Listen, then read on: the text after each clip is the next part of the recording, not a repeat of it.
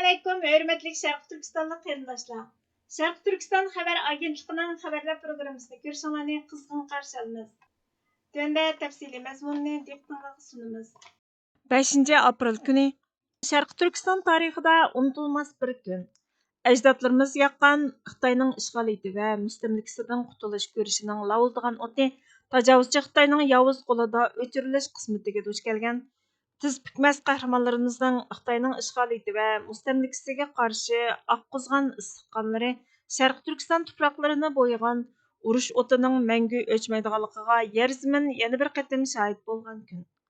Şərq Türkistan xalqi bu kunni məngü əslaydi. Barın şehitlərinin ruhini avloddan avlodga yetkizib, hərgizmi sundurub qoymaydı. Tövəndə Şərq Türkistan sürgündə hökumətinin Barın inqilabining 36 yilligini xatırlash münasibəti bilan e'lon qilgan axborotini diqqətinizə sunumuz. Şərq Türkistan sürgündə hökuməti bugun, ya'ni 2026 yılı 5 aprel günü 1990 yildagi Şərq Türkistan inqilabining, ya'ni Barın inqilabining 36 yilligini xatırlaydı. Hamda Xitoyning Şərq Türkistandagi mustamlaka ishg'oliyatiga qarshi eng muhim milliy qarshilik ko'rsatish harakatlaridan biri bo'lgan bu inqilobda shahid bo'lgan qahramonlarimizni eslab, Washington va Kanadaning Alberta shahrida namoyish o'tkazdi. Namoyishga Şərq Türkistan sürgündə hökumətinin mas'ullari va jamiyat a'zolari qatnashib, Xitoyning davomlashayotgan irqiy qirg'inchiligini to'xtatish, Xitoyning jinoyatini surishti qilish uchun xalqaro harakat talab qildi. 1990 yılı 5 aprel günü Barın yezisida minglagan Şərq Türkistanlıqlar Xitoyning zo'rliq bilan yo'lga qo'ygan planliq tug'ut siyosatiga qarshi qo'zg'alib, 250 dan ortiq Uyg'ur ayolining majburiy bola tushirib etish qilmishining nishoni bo'lganligiga norozilik bildirib namoyish qildi. Zaydin Yusuf boshchiligida namoyishchilar yerli Xitoy mustamlaka idorasiga yurish qilib, bu zulmlarga va Xitoy ishg'oliyatiga xotima berishni talab qildi. Beijing hokimiyati 20 mingdan ortiq askar, havo hujumchi, tikuvchilar va ig'ir qurollarni ishlatib javob qaytarib, 3 mingdan ortiq kishini qirg'in qilib, 7600 dan ortiq kishini qo'lga oldi. Şərq Türkistan sürgündə hökuməti Barın qo'zg'alığını har qanday xalqning xalqaro qonunlarga binoan chet el hokimiyatining ishg'oliyatiga qarshi turishda huquqliq bo'lgan milliy qarshilik ko'rsatish harakati deb atadi. Va bu voqeaning ishg'ol qilingan Şərq Türkistonda yuz berayotgan 12 yiliga kirgan keng ko'lamda tutqun qilib qamash, majburiy emgak selish, nüfusni majburiy kontrol qilib olish, oilalarni parchalash, Uyg'ur, Qozoq, Qirg'iz va boshqa turk xalqlarining kültürlerini sistemlik yo'qotish qilmishlarini o'z ichiga olgan irqiy qirg'inchilikning oldini ola bishorati dedi. Şərq Türkistan sürgündə hökumətinin tashqi ishlar va bexatarlik ministri Salih Xudoyor Barın şehitləri Xitoyning ishg'oliyati ostida haqiqiy avtonomiya talab qilish, inson haqlarini qo'g'dash faqat kultur erkinligi uchun emas, balki Şərq Türkistan Cumhuriyetini qayta qurish uchun jang e'lon qilib, jonlarini fido qilgan. Biz ularning jonlarini fido qilishda qahramonlik ruhidan ilhomlanib, ishg'ol oxirlashguncha va Şərq Türkistanning milliy mustaqilligi, egalik huquqi to'liq asliga keltirilguncha milliy ozodlik va mustaqillikni asliga keltirish kurashimizni davomlashtirishga qasam qilamiz dedi. 2026 yılı fevralda Xitoy yuqori darajali katibaşlari ishg'oliyat ostidagi Şərq Türkistonda irqiy qirg'inchilik siyosatlarini normallashtirish va davomlashtirishga chaqiriq qildi.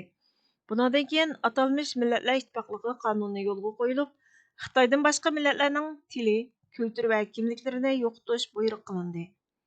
Şərq Türkistan sürgündə hökuməti bunun Xitoyning zulmini to'xtatish niyati yo'qligini aniq ko'rsatadiganligini, Şərq Türkistan bilan Xitoy orasidagi to'qinishning xalqaro to'qinish bo'lib, ishg'ol qilingan bir davlat bilan ishg'olchi kuch orasidagi masala ekanligini, Xitoyning ichki ishi emasligini qayta ta'kidladi. Şərq Türkistan sürgündə hökumətinin Cumhur Reisi Doktor Məmtun Əli Əfəndi bu gün faqat tarixga təvə emas, balki 76 yildan buyon yo'qotilishga bo'ysunmagan bir millatning jonliq ko'rishiga təvə.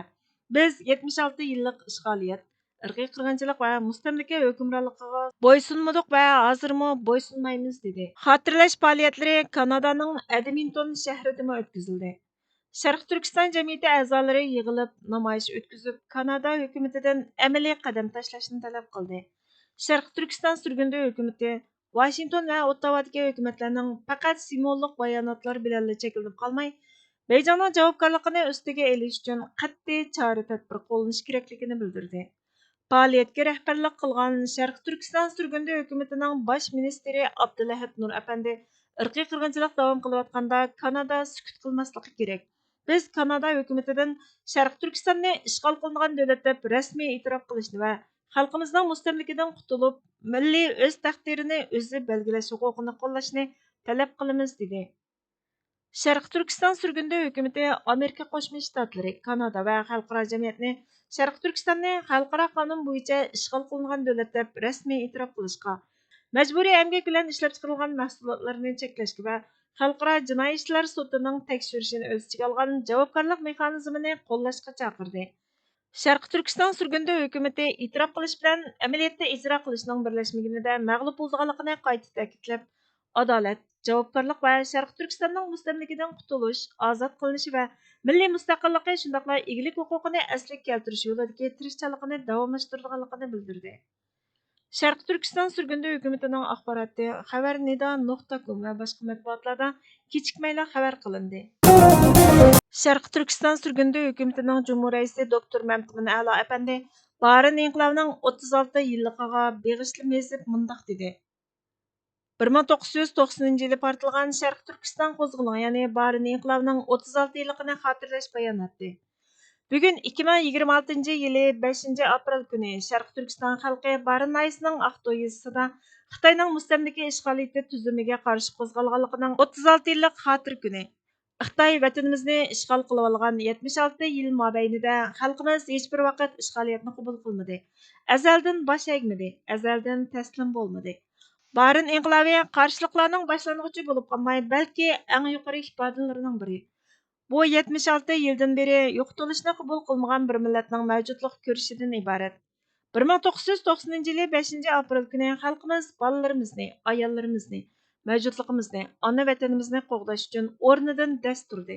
Bu qo'zg'olon Xitoy ishg'oliyatchi hokimiyatining atalmish planliq tug'ish siyosatini yo'l qo'yish sababidan portilgan. Barindagi 250 nafar Uyg'ur ayol majburiy bola oldirishning nishoniga aylangan bo'lib, bizning tug'ilmagan bolalarimiz qo'limizdan ilingan. Bu yolg'iz xato siyosat bo'lib qolmay, mustamlaka yo'qitishidan iborat. Zayda Yusuf başçılıqidagi necha yuzlagan Şərqi Türkistanlıqlar yerlik mustamlikachi Xitoy ishxonasiga berib, bu vahshiyliklarni va Xitoyning ishg'oliyatini oxirlashtirishni talab qildi. Xitoy ishg'olchi hokimiyati 20 ming askarni qurollantirib, tikchar aeroplanlar va ig'ir qurollar orqali javob qaytardi. 20 kundan ortiq vaqtdan keyin 3 mingdan ortiq xalqimiz qirg'in qilindi. 7600 nafardan ortiqi qo'lga ilinib, turmaga qamlab, o'lim jazosiga uchirdi. Mustaqil tekshiruvchilarning tekshirishiga yo'l qo'yilmadi. Bu xatoliklarning jazoga uchirmasligi bir signal edi. Xitoy bu nuqtani ching tutib oldi va tezlashtirdi. Barın inqilobi ayrim bir voqea emas, u bir qatimliq qonunliq ilib berilgan mustamlikaga qarshi kurash, xalqaro qonun e'tirof qilgan barliq xalqlarning chet el hukmronligiga qarshi turish huquqiga uyg'un keladi. Barın şehitleri jinoyatchi emas, ular o'z vatanini tarixiy, axloqiy jihatdan hech qanday da'vosi bo'lmagan tashqi ishg'olchi kuchdan qo'g'digan qahramonlar edi. 1990 yildan boshlab Xitoyning Sharq Turkistonga qartilgan urushi kuchaydi.